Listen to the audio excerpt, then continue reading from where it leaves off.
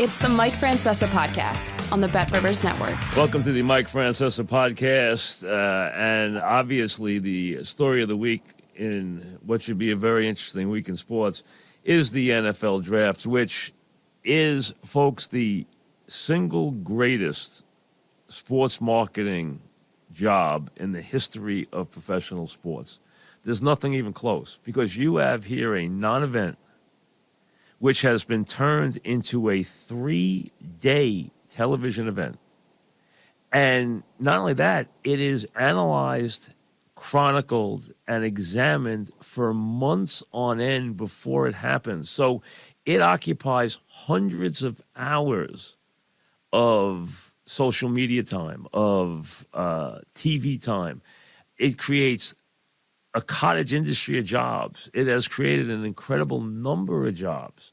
There are so many guys now who do this. There used to be one, then there were two, now there's like countless. There are so many mock drafts, you can't even count all of them. So it is amazing how this non-event, which is basically just selecting players that you hope would become players in the future. Many fail, many don't, if you go back and look at it, but it has become, and let's be honest, the NFL Network wouldn't survive without the NFL draft. I mean, it couldn't last the offseason without it. So to decipher all this and go through it, we welcome in Mike Tannenbaum, who has been a big part of two franchises, the Jets and the Dolphins, and now he, among other things, works for ESPN and adds his insight to all this. He's also one of those guys who actually does understand the NFL salary cap, which is probably now, more complicated than the space project as it now goes, blossoms above $200 million at 208 and change. Mike, welcome. How are you? Great to be with you, Mike. How you doing? I'm fine, thank you. And how's life these days on the other side of the divide? Yeah, great. I feel like I have a meaningful seat at the table. I'm still learning. Get to be part of the NFL ecosystem. So it's been a more fulfilling and rewarding than I thought, and it's allowed me to do some other things. I teach a class at Columbia, amongst other things. So it's been a great experience. Mike Tannenbaum's a guy who came up as a business guy and then blossomed into a general manager who learned the personnel side of the business from very smart people, and then wound up running a franchise and running it for a good period of years very successfully. And then obviously had a stay with the Dolphins before now he's in the hated media, as he's gone across the hated divide, but he has, and now has a bunch of projects, including his work with ESPN. This, Mike, the NFL is great at marketing. There's no organization in my lifetime that's been better at it. But the draft is the perfect example of, if you're going to teach marketing in college and teach sports marketing anywhere, the growth and the industry that they have created for the NFL draft is the model. There's nothing even close to it. It is amazing the industry that it has become. Yeah, Mike, your points are so well taken. And one thing that's interesting is, if the NFL is the most popular sport in the country, arguably college football is the second most popular sport. It is. And when you think about Mike, when you think about it, the draft is sort of the confluence of those two things. Good point. And, the one sport, the NFL is on its own level. It's on its own level from a TV standpoint. Nothing can touch it. Other sports have been hurt. The one sport that has shown television growth and has made smart moves in every way economically in the last 10 years is college football. College football has blossomed as a TV product, their own networks, the success of the Big Ten network. I mean, college football, I know it's a weird time in college because now the player has freedom and he has some economic clout, and there's also the portal stuff, which is driving college basketball coaches crazy, chasing some guys out of the sport. But the bottom line is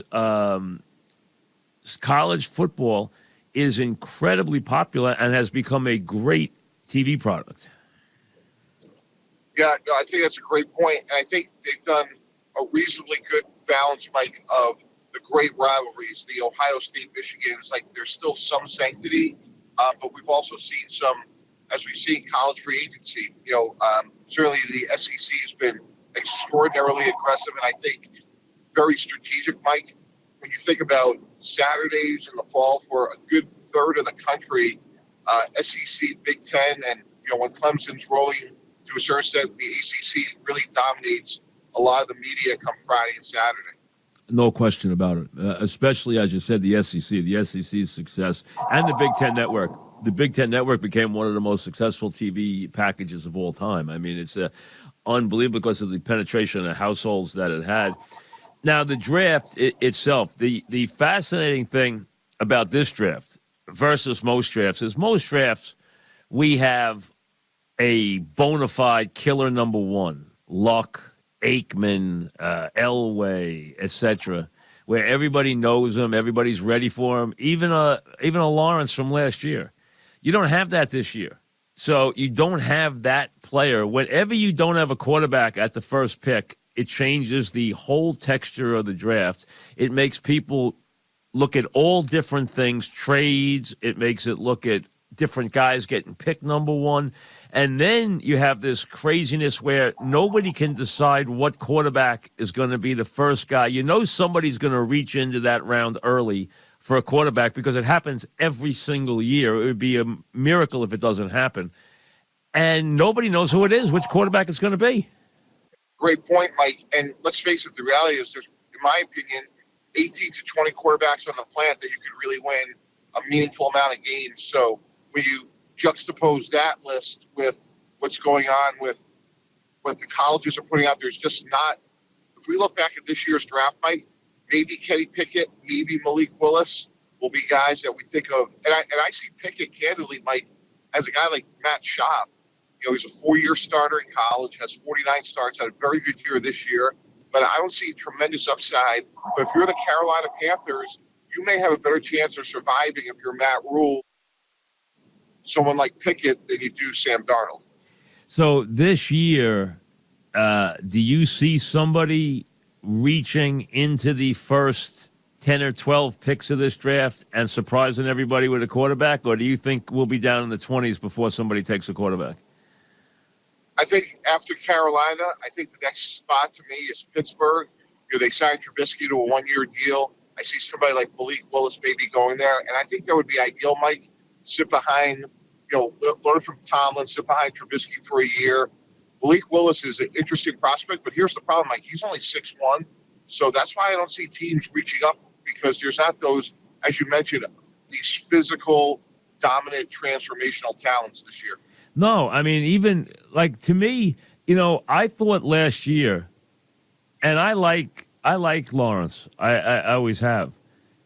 I thought he had a terrific year last year. First of all, he was in utter chaos. His coach never should have been an NFL coach, and he never wanted the job. He never knew how to handle his staff.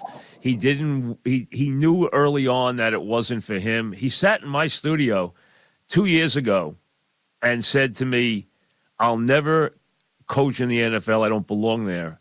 And then he went and coached in the NFL anyway, and he hated every day of it. He hated it. He hated the staff. He hated the whole way it works. He didn't like anything about it. He knew he was in the wrong place. This kid never complained about that. He never took a day off. He never missed a game. Okay? He got terrible coaching last year. He was in a chaotic situation. You never heard him make an excuse. All he did was go out and play his rear end off. He made mistakes. He made a lot of mistakes. You expect guys to make mistakes. Peyton Manning went 3-13. Aikman didn't win a game as a first-year quarterback. He got benched for Steve Walsh. I mean, so Terry Bradshaw, it took him years to get a job. I mean, he was crying. He wanted out of Pittsburgh 1,000 times. Phil Simms wanted out of the Giants. I mean, go down the list. This doesn't happen in a year. I thought the kid did a great job last year. Yeah, I completely agree. It's really amazing when you think about it that the other first-round pick, Travis Etienne, didn't play, and they had a horrible, horrible offensive line. I think he has a chance to be really good. I think his athleticism is underrated. I think they can expand some of the things offensively. And I think Doug Peterson, the verb I would use, Mike, I think he's the right calming influence that franchise desperately needs. What I love, too, is two things about him, Mr. T. He never missed a game. He never took himself out of the lineup. He took a beating, never complained, always put it on himself, and kept fighting to the last game to try and win a game. So to me, I saw everything I need to see from that kid last year that tells me he's going to be a star in this league. I agree. And that's one of the things you spend so much time when you're with the team, Mike, was, hey, when someone gets their jersey dirty, when they hit that inevitable block of, when they stumble, as you mentioned, be Peyton Manning, Troy Aikman, even Eli Manning in the New York market, yep. How they're going to respond. And I think all things considered, he handled himself well. Now, the question we'll never know is, imagine if that was in a major media market, how would that have gone? But the good news is, he's got the first year under his belt. I think they're going to draft a really good player, maybe not a great player in Aiden Hutchinson. But I think what they have now is they overspent, Mike, but they've added some good football players.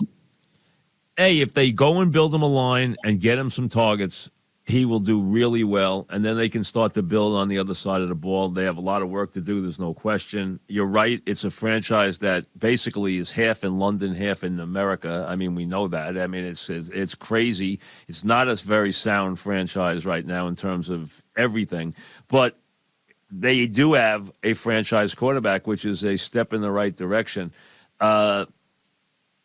Everyone destroyed Urban Meyer, and rightly so. He did a lot of stupid things. I mean, he just was not he just did not belong on the NFL level. And the biggest thing was, which no one saw, was he couldn't coach coaches. He could not coach NFL-type coaches. It was impossible for him to coach those guys. He had a style of coaching guys that was only going to work in college. It was not going to work with NFL-type guys. Yeah, I totally agree, Mike. And, there's a great expression, players don't care how much you know until they know how much you care. And his style, I agree, scaling leadership with the coaches, scaling leadership with the players. What may have worked in Columbus, Ohio, or Gainesville, Florida, these are grown men, and it's just a different culture and ecosystem, and it just didn't work. What would you do if you were Jacksonville? Would you try to trade down and get some volume and pick up some extra picks, or would you take the player? In essence, do you think that they look in 2 years and say, boy, Hutchinson is just a monster and we made the right pick, or do they have to take someone because someone's got to go first, and are they going to overpay because they have to pick someone number one? Yeah, I think that's exactly right. I think Aiden Hutchinson's a really good football player. You're happy he's on the team. I don't think he's Nick Bosa. I don't think he's Joey Bosa. I certainly don't think he's Myles Garrett. But you've got to take somebody, Mike. And here's the problem I see this year if you're another team, which is I don't know who people are going to be coming up for. So right. That's why this is a Russell Maryland draft. That's what it is. It's a Russell Maryland draft. They got the number one pick in the wrong year.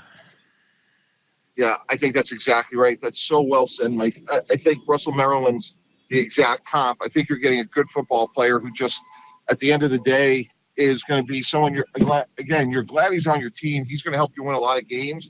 But when you think about someone that could be, a difference maker, I don't see that. Now, I spent some time in the Michigan program, went to their practices. He will make others better, and that's what Jacksonville needs right now. Again, the verb I use with Coach Peterson is calming influence, and it's something that they desperately need. And I think Hutchinson is along those lines of a guy that will be part of the solution. And I think you made a great point. I think Trevor Lawrence's mental toughness was underrated, and now you're going to have two guys in Hutchinson who can lead, and Lawrence, who I think that could be real leaders.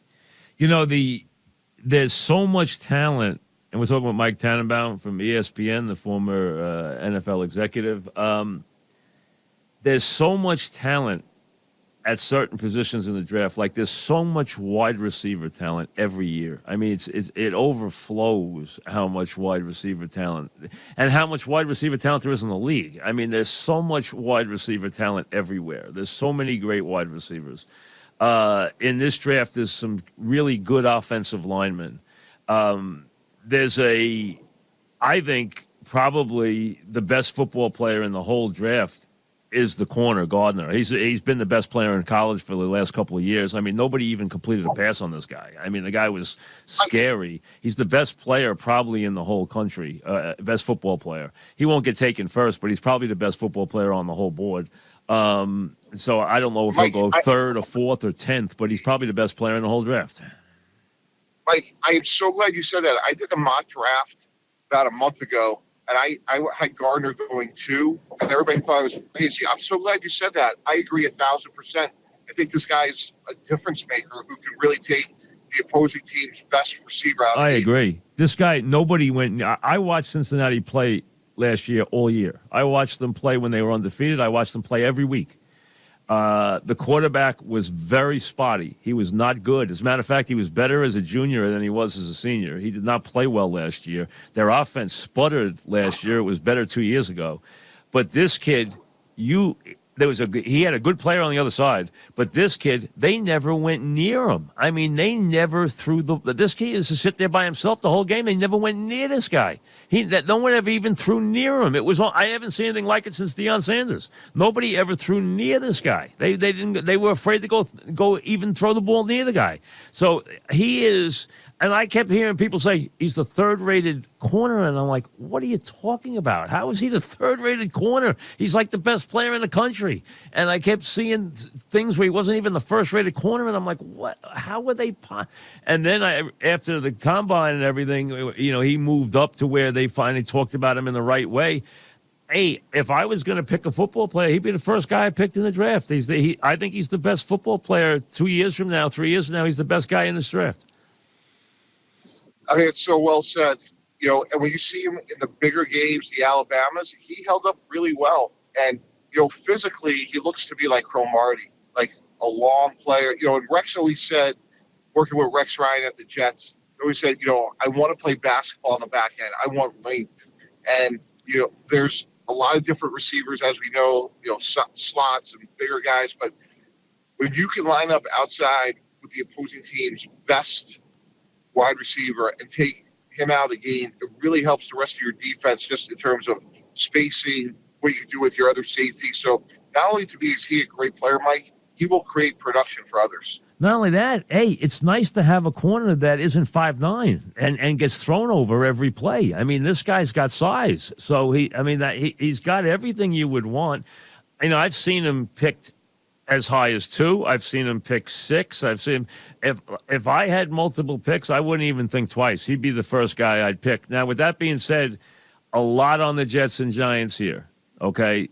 They have been run terribly. Your old team has been run terribly. They look like they finally are putting together. If the big kid at left tackle doesn't eat himself out of the league, they will have a good offensive line. Now, I don't know if that kid's going to eat himself out of the league. Maybe he is. I mean, I always worry about guys like that eating themselves out of the league. He looks like he was halfway to doing that last year. I don't know. So I don't know what his status is right now.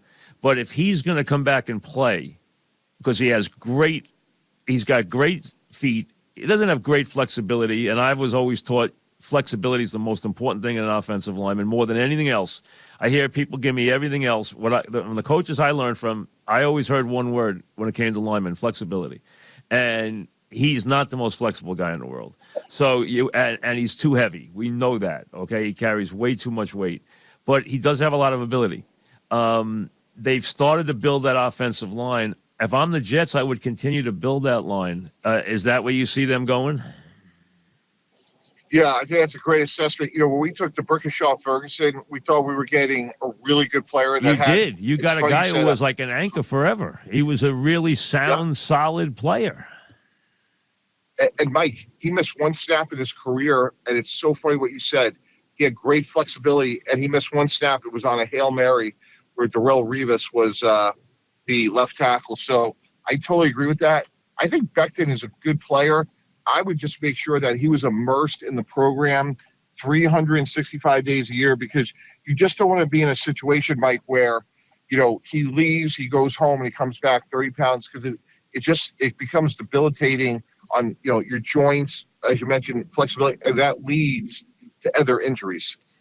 People you need a guy. The way I always look at it, Mr. T, is you need a guy to anchor that offensive line.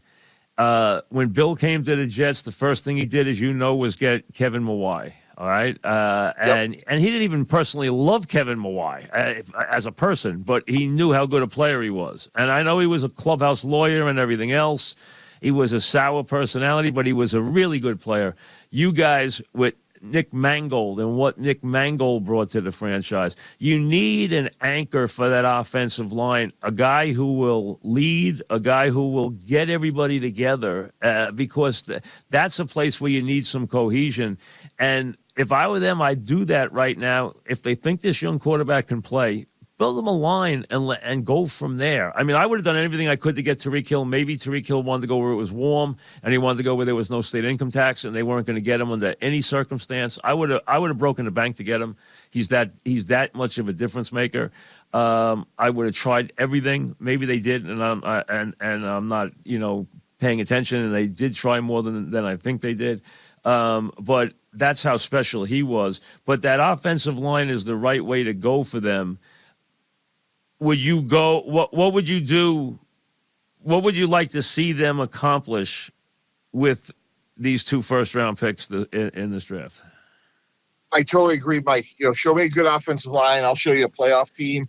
Cincinnati was an exception, and to Cincinnati's credit, based on what they did so far this offseason, they know they were the exception. So listen, they got a game-breaking wide receiver, and they got a quarterback who has a lot of chutzpah. That's what they came up with. They came up with a quarterback who's got a lot of balls, and they came up with a game-breaking wide receiver who nobody could cover last year. Yeah, I totally agree.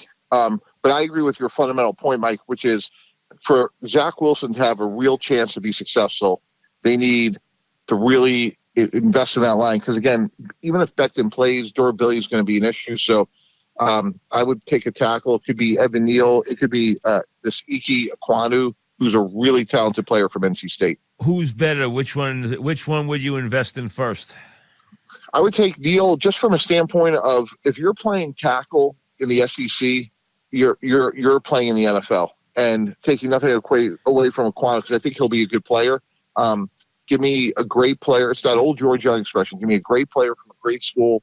Ask him to do exactly what he was doing, and more times than not, you're going to hit on it. Absolutely, and you want him to have size too. I mean, so if he has size, that's a bigger bonus. Do you know the guy who's a key in this first 10 players is Hamilton? Because first of all, some people don't want to take a safety high, but if you can get the right safety who can do the right things, if you can get now I don't expect you to draft the Palamulo, but if you can get a player with versatility at that position, he can be a great defender for you. I mean, he can be worth his weight in gold, but he's got to be able to be that special guy. Is Hamilton that special guy, or is he a reach at the top of this draft? I like him. He has the ability to play man-to-man. And again, if you and I were building a team, especially if we try to, win in the AFC, we have to say, like, hey, can he defend Travis Kelce one-on-one? And I think he can. And, he's a little stiff, but he's a great athlete in terms of, like, size and speed. So he's good close to the line of scrimmage, but I do think he can play in the deep half of the field, and I think he'll go certainly in the top 10. There's 2 guys who are either going to make or break this draft for somebody. The kid from Georgia, Walker, is number 1, because they're either going to be really right or really wrong about this guy. Are you on board or off board? I'm concerned because I don't see the production. I don't see elite edge rush ability. I think he's a really good player. I think he's a good interior pass rusher, Mike. But what would concern me is for where you're going to take him, I don't see a great outside edge pass rusher. I see a really good player with really rare measurables, great character, but that's what concerns me about Walker. And the other one is the Oregon edge player. What do you like? You like him? You don't like him? I do, but, I'm a little concerned that, he tapped out of working out at the combine. That would bother me from a standpoint of I'm fine if you don't work out there, but he told teams he was going to and then didn't. And that bothers me because as we know, pro football can be tough. Certain markets can be really tough, Mike. And why would you say you're going to work out and then not work out? That to me, with all his ability, he would have crushed the workout in front of all his peers, put all those concerns away, and instead he sort of what he said and what he did sort of exacerbates that. Talking with ESPN's Mike Tannenbaum, who had obviously a fascinating career and has had one in the NFL dating back to his being a lawyer and being a capologist and then becoming a general manager and being very much involved in building a lot of success and was an inch away. People don't realize on two different occasions, the Mike Tannenbaum Jets were an inch away from greatness. It was that close. It was that close. So it's got to be, when you go back and look, it's still got to be frustrating because, I can go to certain dates that just changed the franchise, and you were very close on a couple of occasions of hitting the jackpot. I appreciate that. We had a great run with a lot of great people. And I learned a lot, cherished that time. And there were a lot of meaningful people in my career like yourself that were great to me. And we had a great run and we were really, really close multiple times. And what's great, Mike, is years later, I still talk to the Lavernius Coles of the world and Mark Sanchez. And there's a lot of like really good people, Bart Scott, like there's people that were great players, great teammates. Curtis Martin, talk to all the time. So those relationships have endured despite just falling short in a couple of really big games. And Mr. T, they talk about guys moving up. He moved up to take a player who was one of the great generational players in Darrelle Revis, who became probably as cagey a negotiator. If you go back and examine his career, probably was as cagey in and out of contracts as any player in the history of the sport, I would think, right? Pretty much so, right? I mean, he did it. He was pretty shrewd in that area, and he was great. But he was on the field a great player.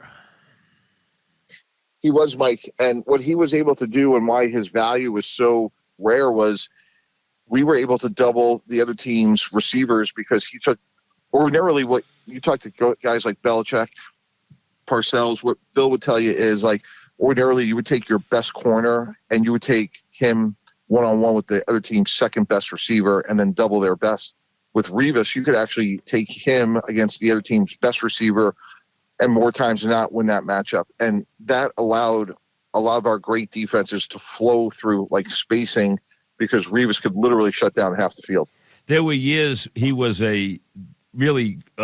he was much better than anybody at his position. There wasn't even close. That's how good he was. He was for a long time a great player. He really was. He was nothing short of a great player in his prime. There's no way around it. And Mike, I had the privilege of watching him in practice. He hated a ball being completed on him at practice. Like, yeah, that's the great ones. I mean, that's what you want. And he really was that special. And listen, guys move up and make mistakes all the time. You moved up, had a conviction on a player, and he turned out to be a Hall of Fame player. I mean, so that's what these guys are trying to do. And at no position will they look either smart or foolish than at wide receiver, because wide receiver is really, in every one of these drafts, in the eye of the beholder. Every guy has a different wide receiver he likes, number one. Every guy likes a different style of wide. It's like what kind of sports car you like. It's the same thing. In this draft, which guy do you like? Jamison Williams. I went to the SEC championship game. I walked into the building, couldn't wait to see the Georgia defense, Mike. I walked out. All I was thinking about was I just saw the next Tyreek Hill. This is a guy that with 8 gazillion great Georgia defensive players, he was the best football player on the field. We were talking about Ahmad Gardner a couple minutes ago and how great he is. If I was just ranking football players in this year's draft, I would say Gardner's 1, Williams 2. Now, he's coming off the ACL. He should be okay, but he's a guy that I saw outrun leverage. I saw him catch the ball and outrun the angle in pursuit that the Georgia safeties had. And you just don't see that. And he is a guy that has really good hands, good size, but his speed, Mike, I'm telling you, he's Tyreek Hill. Tyreek Hill is a weapon. Like people say, I'm the next. There's no next Tyreek Hill. I've never seen anybody as quick for 10 yards or 15 yards. He's faster than Deion Sanders, and Deion Sanders was about as fast as anybody I ever saw. Now, the one thing about Deion was no one threw at him, so he was inactive a lot of the game, but he was lightning in a football uniform. Absolute lightning. This kid, Tyreek Hill, is that fast. I mean, if people have gone to games and see how many times he is 20 and 30 yards open down the field. I mean, if they go to a game and actually just watch him, and if this quarterback sees that he doesn't have the normal coverage that takes him away, they throw to him. They're going to him. That's all there is to it. I mean, he breaks games apart. That's all there is to it. And he makes tight ends heroes. I mean, what people don't realize is your tight end should have a field day with him on the field because you got to take him away because otherwise he's going to get 3 touchdowns. I totally agree. Mike, to me, it's there's certain players that just transform the game, and he's one of them. So that's what you have to look at in the draft. And again, to go back to what we talked about earlier, that's why Hutchinson, he may go down as the first pick. I don't think he's going to go down as the first player because I don't think he changes the game the way I think Jameson Williams could. See, that's why I don't take him. I mean, that's why I do everything if I could to get out of the first pick. Now, I don't know if there's anybody who would take, like anybody salivating, this is the wrong draft. I mean, what Jacksonville needed this year was there to be a great quarterback who they didn't need to take and that they could have traded for a bundle of picks. I mean, that's what they needed. It didn't happen. I mean, that's just the luck of the draw when you're building your franchise. They didn't get that this year. They got the pick at the wrong year. I mean, that's all there is to it. It's the wrong year to have the pick. That pick doesn't excite me. I mean, I understand he's a solid player. I really do, but that pick doesn't excite me. It really doesn't. I don't disagree. And again, like you just wish there was at least one player, if you're Jacksonville, that someone says, boy, we'd love to have him. And even if you got maybe a little bit less than you should from like a trade value standpoint, at least you can move back and, again, take somebody like Ahmad Gardner and get some more picks because they have so many holes on that team, Mike. I just don't see the scenario where someone's going to come up for them. And that's where, if I'm a Jaguar fan, that concerns me because I really think they're going to be stuck here because everyone feels the same way. Like you could get the same player at pick 8, you could get at pick 1. All right, right now, a couple of days before the draft, if you had a gun to your head and you had to pick the guys who come off the board, top 5, how do you think they come off the board? So I think it goes Hutchinson. Now, I think what's interesting is I think Detroit goes either Gardner or I think they could possibly go Thibodeau. So we'll see how that plays out. And then after that, like the top 5 to me, Evan Neal. If Detroit doesn't take him, which I don't think they will, it would be him. You know, I think the Giants could go pass rusher. If not, I think they take Aquanu and Neal, whichever one is there. That's Jets at 4. And then because I think the Jets take a receiver at 10. I think they go offensive or defensive line at 4. And then at 5, I think it's going to be who's ever left between Thibodeau, Neal, and Aquanu. All right, so the Giants, you think, let's get to them for a second, all right, because nobody has been more screwed up in their franchise. I've known the football Giants my whole life. You know, through the years, how close I was to the football Giants. I mean, I cannot believe what they have become as a franchise. They haven't made a right move in so long, and they made a lot of right, as you know, they made a lot of right moves for 25 years. I mean, they didn't make a lot of bad moves for 25 years. And, you know, they were in 5 Super Bowls in less than 30 years. They won 4 of them. They were an elite franchise. They became an elite franchise from the day George Young showed up to the great Parcells years through Tom Coughlin. They became an elite franchise. I mean, they have become a laughingstock. It is a joke how bad that franchise has been destroyed. It's time you hope. Now, I don't know the Buffalo guys. You probably do. Do you have any faith that these guys now, I don't want you to bury guys. You're not going to do that. But do you think there's a reason to believe that these guys are the right guys to rebuild this franchise? I like Dayball. I know Brian well. He was with us in New York. He's a problem solver. I think he has good people skills. The question is going to be, does he have the rare mental toughness to deal with the growing pains in New York? And, that's the one variable that nobody knows. So it is surprising and disappointing that this is where they've gone, because we've always revered the New York Giants. And the last 5-6 years, Mike, is just, it's been very surprising. Yes, they've made so many bad, decisions that you just don't expect them to make that have been so hideous. It's just a joke. The Giants, with what they have in this draft, they're picking twice. They're picking twice at the top of a draft. I mean, think about it. How many times are you in a decade or 20 years, Mike, going to have 2 of the top 7 picks in an NFL draft? I mean, it's unbelievable. Yeah, it'll never happen again. And they have to get guys. To me, they need players that are just rock solid in the locker room that could really help change the culture, because their needs are everywhere. I mean, what would you do now? What would you do if you're the Giants? Do you think there's one player at 5 that they are just salivating about, or do you think they have like a basket and they think we're going to come out of this with 2 solid players? I don't think this is a draft where there's a lot to salivate over. Again, Gardner, I agree with you. Gardner and Williams are the 2 best players, but to me, if we were the Giants and come out of this with a guy like Evan Neal, to me, because again, the SEC background, that's really important to me, because we've seen him do a really good job against elite pass rushers. I think Andrew Thomas is going to be okay.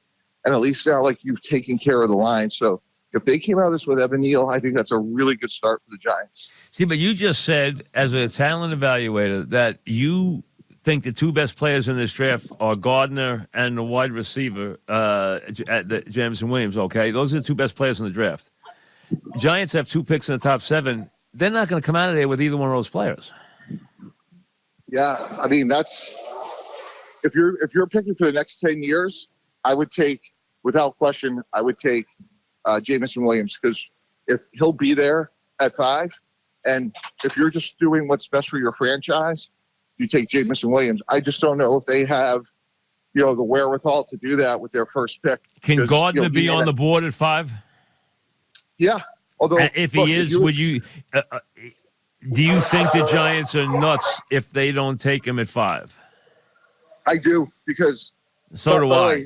So do I. That's a player the Giants cannot pass up at 5.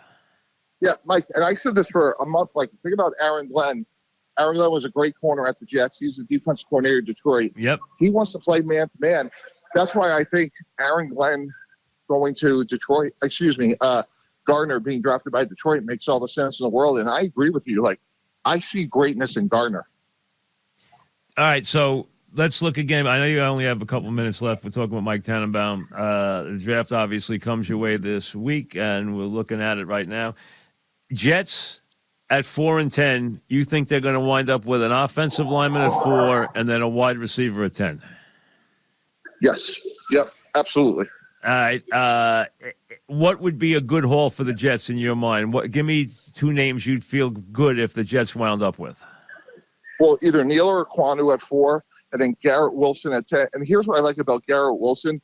He's, to me, like a guy that has no holes. And what I mean by that is I don't think he's a guy that will maybe not be Jameson Williams, but he'll be a really good player, a Reggie Wayne type. You like him better than London?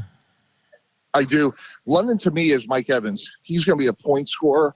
He's a guy that played on the basketball team at USC his freshman year. Great athlete, not fast. If you watch Garrett Wilson play, he can make people miss. And to me, the way our game's being played and what the Jets desperately need, in my opinion, Mike, is somebody that could take, a 10-yard pass. And I agree. Run after exactly catch. Run after catch. Yeah. I agree. We need elusive players. I agree with that. And what would be a good day for the Giants, and they've had so few, at 5 and 7, what would be a good day for the Giants? Yeah, I would if they came out with a pass rusher. So if Hutchinson somehow was there at 5, which I don't expect him, but let's say he was, and then if they came back and was able to get one of those tackles and bookend him with Andrew Thomas, that would be a great day for them. All right. Do you think there will be any blockbuster trade? People keep trying to say like the Saints or Carolina is going to make a big trade here. Do you see a trade in this? In this, do you see a trade? Maybe a trade for an existing NFL quarterback, a trade for a disenchanted wide receiver. Do you see somebody making a blockbuster early in this draft? The only one to me could be the Deebo Samuel thing. I think there's something there. I think he's looking for a contract the way Metcalf is and McLaurin is. And he's a really good player too, though. You know that he's a very talented. I mean, I would want him on my team. I have to admit, I'd be if they call me about him, I'm going to listen. I'm going to be very interested. I totally agree. So that to me is the story heading into this week. Does Deebo Samuel get moved? Do you think there's a good chance he could get moved? I think so, because I think San Fran's in a tough spot right now, and I think they're trying to figure out what to do with the quarterback. And after that, it's going to be how do they handle Samuel? And I think if they could get a first rounder, I think they're going to strongly consider it. Do you think the Saints are going to be aggressive here? No, I think they're going to take two good players. They have Jameis Winston. I really think they like this kid. They just signed Andy Dalton. And I like Jameis Winston. I think Jameis Winston would have had a big year last year if he stayed healthy. I agree, Mike. So I don't think it's for a quarterback. I really don't. All right. And the chaos that is going on in this league right now, Mike, stuff that I've never thought I'd ever hear them investigating. The idea of owners paying coaches to lose games and stuff out of Cleveland, stuff out of Miami where you worked for years. What do you think is going to be the resolution of these situations? I really hope nothing came out of that. Steve Ross was a great owner, treated me great. We went to the playoffs. We probably had, the quarterback got hurt. That certainly hurt us. But I would be surprised if anything came out of there because the way Steve's hardwired, he wants to win, and nothing like that ever even came close when I was there. All right. Listen, appreciate it. We'll be watching you this week. Continued good luck, and I appreciate you doing this for me so early in the morning. I appreciate it. Mike, anytime. I'm your biggest fan. Appreciate everything you've done for me. Thank you. Mike Tannenbaum, ESPN, former NFL executive. This is the Mike Francesa Podcast previewing the NFL Draft. And remember, you can get the podcast at betrivers.com or all the places where you get all your podcasting needs and get all your programming. You can go to YouTube. You can go to Spotify, Apple, you name it, for the Mike Francesa Podcast. Back after. Email the Mike Francesa Podcast. Drop Mike a note at mikefrancesapodcast@gmail.com. My thanks again to Mike Tannenbaum for joining us on this draft week. A couple of things real quick. Number one, how big an embarrassment are the Nets in every way for the way they went about doing this, with the way they allowed players to treat the process, from every single aspect of this, to have their players perform this way, to have this franchise look this way on the floor in these playoffs is nothing short of an utter disgrace. They should be ashamed of themselves. From the front office through the last guy on the team, the Nets should be ashamed of themselves for the product that they have put forth so far. And Durant has hurt his legacy. He needs to rescue it. He needs to rescue it. If he thinks it was solid gold, if you want to stay on the level that he was approaching with his recent postseason performances gone by, you can damage those dramatically. And he has done that in the biggest of ways, more than he realizes how much he has damaged his legacy. And Durant was good enough to have a legacy. Forget Irving. To me, Irving's always going to be a clown. Durant was a great player. He had a legacy. He had a burgeoning legacy. He has done severe damage to it. And the changes the Nets need are from the top down, and it stops on many, many levels. As for the whole thing with Joey Gallo and the Yankees, listen, I'm not trying to pick on Gallo. sometimes you have to realize you made a mistake. You brought a guy into a franchise you expected certain things from. The best thing the Yankees can do is send this guy somewhere where, A, he can be comfortable as a human being. He clearly isn't. And they can somehow, that franchise, and he can somehow rescue what's left of his career, because here it is not too far to where he goes to the bench. You cannot continue to play him with this level of productivity. I understand it's only April, but there is a level of performance that has to be maintained to stay in the lineup, especially if you're the New York Yankees. And Gallo isn't doing it. He doesn't belong here. Fix your mistake and do it for him, because you're doing him a big favor in the long run. And we have seen enough. We'll have another podcast later in the week. Enjoy the draft. Thanks for listening to the Mike Francesa Podcast on the Bet Rivers Network.